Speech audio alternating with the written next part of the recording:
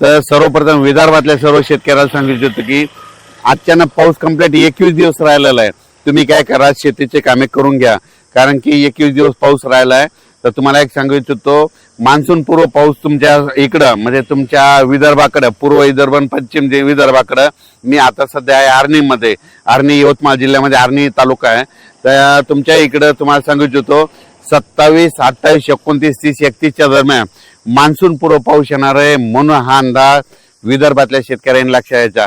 विदर्भातल्या सर्व शेतकऱ्याला सांगू इच्छितो की तुम्ही शेतीची कामे करून घ्या. आज विशेष म्हणजे आज 17 तारखेला 17 मेला अंदमान बेटावर मान्सून आलेला आहे. म्हणजे अंदमान बेटावर 17 मेला मान्सून आला. तिथून कंप्लीट 10 दिवस केरळला यायला लागतात.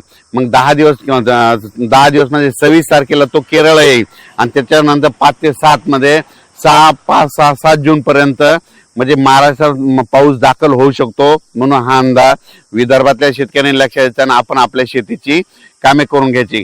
कारण की विदर्भात असल्यामुळे तुम्हाला सांगतो, पूर्व विदर्भ आणि पश्चिम विदर्भामधले सर्व शेतकऱ्याला सांगू इच्छितो की तुमच्याकडं मात्र एक मान्सून पूर्व एक अवकाळी पाऊस येणार आहे. आणि ते पाऊस मात्र 27 मे, 27, 28, 29, 30, 31च्या दरम्यान तो मान्सून पूर्व अवकाळी पाऊस येणार आहे. भाग बदलत पडणार आहे, विखुरलेला स्वरूपाचा पडणार आहे. म्हणून खास करून हा विदर्भातल्या शेतकऱ्यांनी अंदाज लक्षाचा. त्याच्यानंतर विदर्भाच्या बाजूला मराठवाडा आहे. तर मराठवाड्यामध्ये मान्सून पूर्व पाऊस कधी येणार, म्हणजे मराठवाड्यात देखील 27, 28 मेच्या नंतरच मराठवाड्यात देखील एक मान्सून पूर्व अवकाळी पाऊस येणार आहे. म्हणून हा मराठवाड्यातल्या शेतकऱ्यांनी अंदाज लक्षाचा. मराठवाड्यातल्या सर्व शेतकऱ्याला सांगू इच्छितो की अचानक कंप्लीट 21 दिवस पाऊस राहिलेला आहे. तर तुम्ही काय करा, शेतीची कामे करून घ्या. त्याच्यानंतर तुम्हाला सांगू इच्छितो उत्तर महाराष्ट्रातल्या देखील शेतकऱ्याला सांगू इच्छितो की तुम्ही काय करा, अचानक पाऊस कंप्लीट 21 दिवस राहिलेला आहे. तुम्ही जवळपास म्हणजे 21 दिवसापर्यंत तुम्ही तुमची शेतीचे कामे करून घ्या.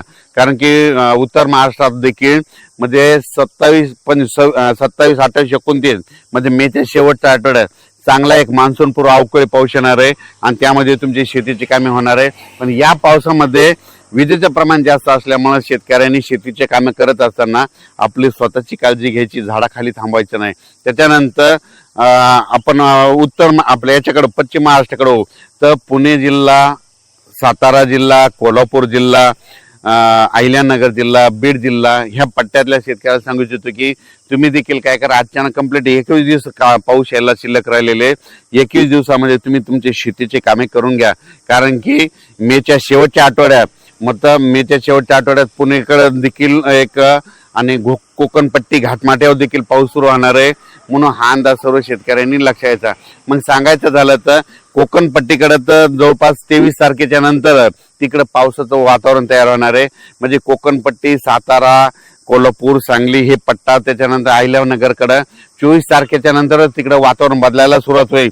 पण 24 तारखेपासून फक्त कोकणपट्टी आणि घाटमाटा परिसर त्या भागामध्ये मान्सून पूर्व अवकाळी पाऊस सुरू व्हायला तयार होणार आहे. म्हणून त्या शेतकऱ्यांना अंदाज लक्षाचा. सगळ्यात महत्त्वाचं पुणेकराला सांगू इच्छितो की पुण्याकडे देखील 25 मे पासून तुम्हाला पाऊस पाहायला भेटेल आणि गरमीपासून सुटका भेटणार आहे. म्हणून पुणेकरांना देखील अंदाज लक्षात यायचा. राज्यातल्या सर्व शेतकऱ्याला सांगू इच्छितो की राज्यामध्ये मात्र अचानक पाऊस कंप्लीट 21 दिवस पाऊस राहिलेला आहे. तुम्ही शेतीची कामे करून घ्या. आणि आता मी योगायोगानं विदर्भामध्ये असल्यामुळं विदर्भामध्ये आर्णी तालुक्यामध्ये खास करून विदर्भातल्या शेतात मध्ये इकडे आल्याच्या नंतर सर्व शेतकऱ्याला सांगू इच्छितो की तुम्ही काय करा, शेतीची कामे करून घ्या. कारण की आज मान्सून म्हणजे अंदमान बेटावर दस्तक दिली. तिथून कंप्लीट 10 दिवसाला पाऊस काय होतो की तो केरळला येणार आहे. आणि केरळ आल्याच्या नंतर तिथून 5 ते 7 दिवसामध्ये महाराष्ट्रात येतो, दाखल होतो. त्याच्यामुळे हा अंदाज सर्व शेतकऱ्यांनी लक्षात घ्यायचा आणि आपण आपल्या शेतीची कामे करून घ्यायची. आणि आता या ठिकाणी आल्याच्या नंतर बऱ्याच ठिकाणी पाहिल्याच्या नंतर खूप ठिकाणी शेतीची कामे तशीच राहिलेली आहे. म्हणून सर्वप्रथम तुम्ही शेतीची कामं आटपा.